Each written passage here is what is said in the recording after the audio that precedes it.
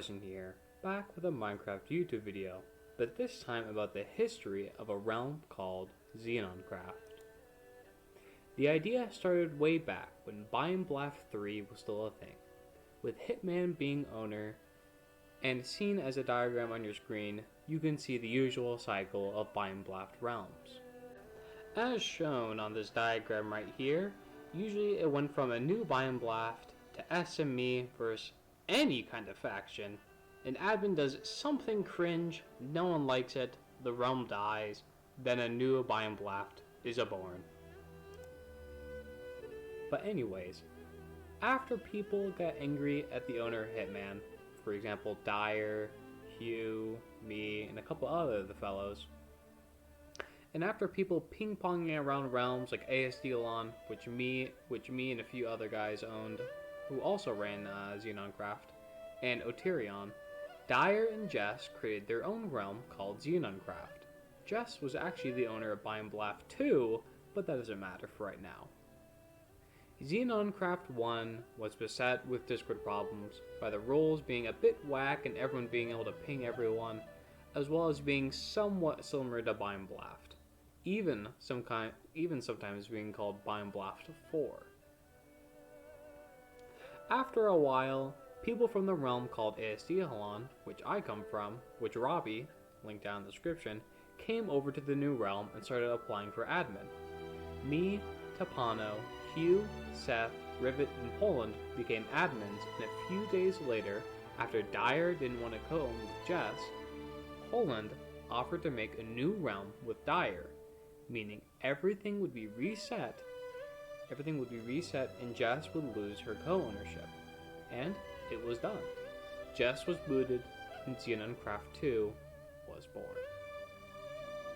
Spawn was built in a few days, and when Hugh pinged everyone and was demoted, he left most Discords, then after a little while deleted his own Discord.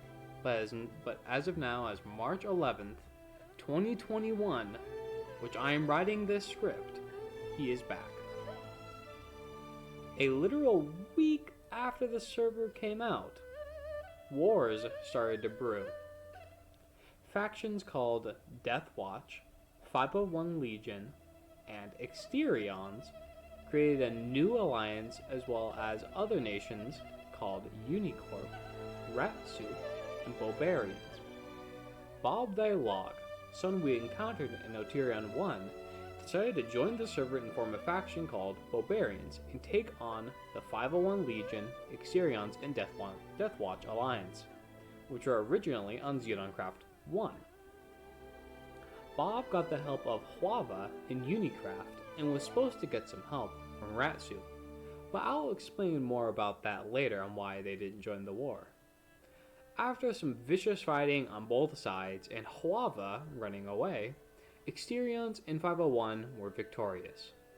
The Bobarian land was given to Shermie, which was given to Rivet, which was given back to Shermie and given to 501, if I'm not wrong, because a lot of people played musical chairs with his land.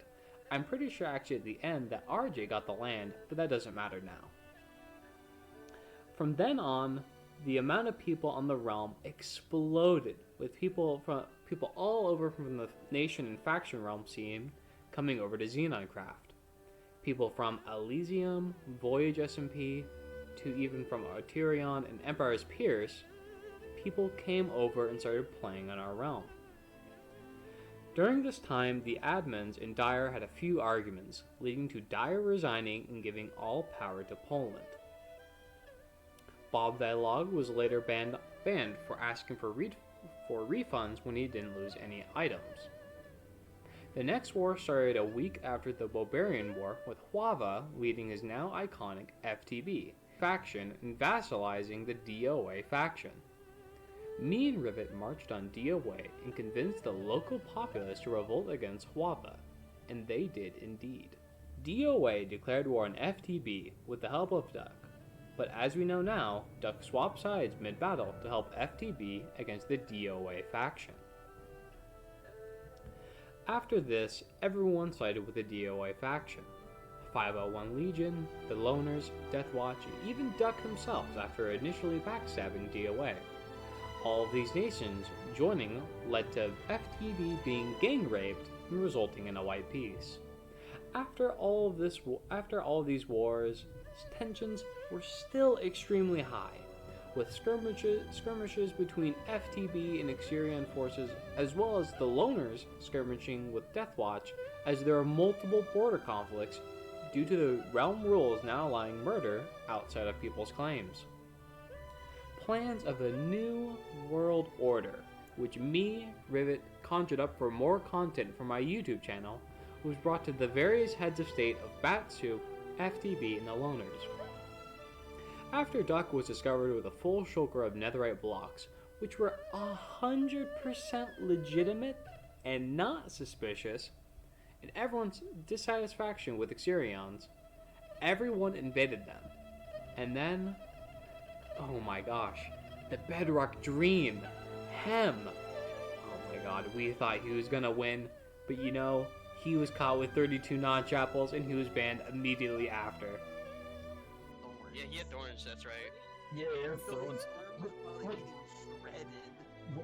When I was fighting him, like just like the initial 1v1, I was beating his ass, like he was barely hitting me, and then I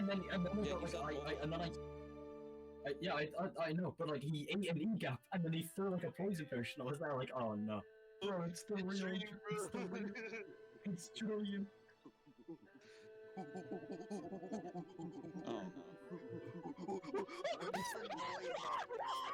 Not again.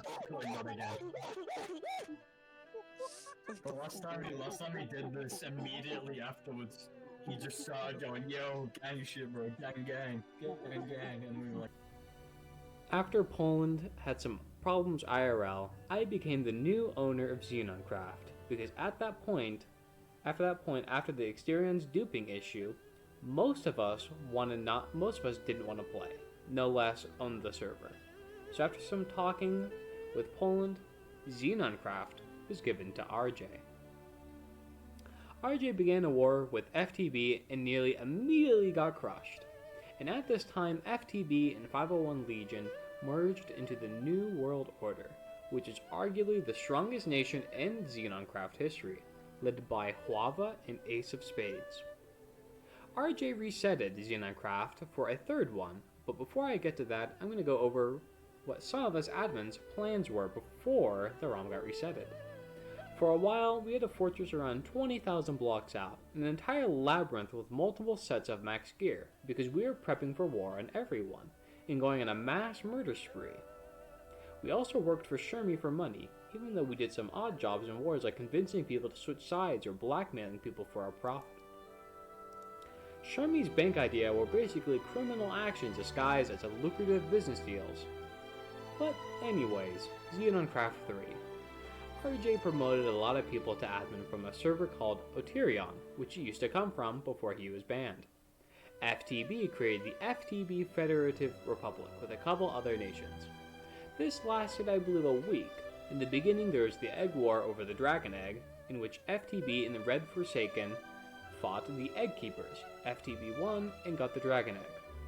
After Huava's FTB declared war upon Invasion Inc. and easily wiping out their entire nation before setting their entire town ablaze. Soon after this, RJ resets the world and Xenoncraft 4 is born. Not that much happened in Xenoncraft 4 except for the Yemen War, which started because RJ banned Brando, who Huava liked to hang out with in FTB. Me and Ava were actually supposed to backstab RJ during the war and delete their VCs. But I had to go bowling, but alas, FTB won the war anyway and defeated them quickly. Until the time of making this video, I thought Xenoncraft 3 and Xenoncraft 4 was the same exact realm. But that was a mistake, and yet not much happened in both. And now here we are with Xenoncraft 5. After 3 months and 3 consecutive Realm Hub wins, making it one of the most successful factions in Nation Realms, tying with Aesdelon with a number of wins, we are here now. This started like a Bind Bluff realm, got taken over by Aesdelon staff, then taken over by Oterion staff, and the shift in the tones and the rules can definitely be shown with that. Xenoncraft was a lot of fun for all of us admins, and I know towards the end of it became a bit toxic for the players, but it was fun regardless. But as the bind cycle has existed, so does the new Xenoncraft cycle exist. As seen on this new diagram, there is a new Xenon, FTB versus some faction, an admin does something cringe, and then the realm dies, then a new Xenon is born anew. All jokes aside, this was a pleasure running the realm, and I hope I'll see you guys later.